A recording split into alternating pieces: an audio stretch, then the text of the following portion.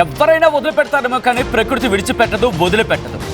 ఆ అంశానికి సంబంధించి మాట్లాడుకుంటున్న సందర్భం టర్కీలో భారీ భూకంపం సంభవించింది.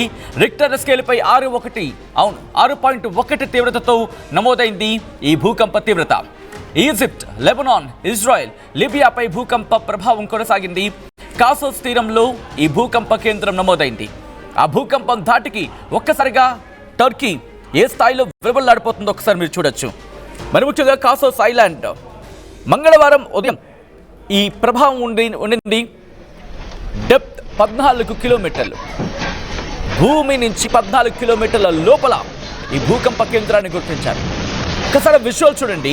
ఆ విజువల్ చూస్తేనే మీకు అర్థమైపోతుంది ఏ స్థాయిలో తీవ్రత ఉండిందో.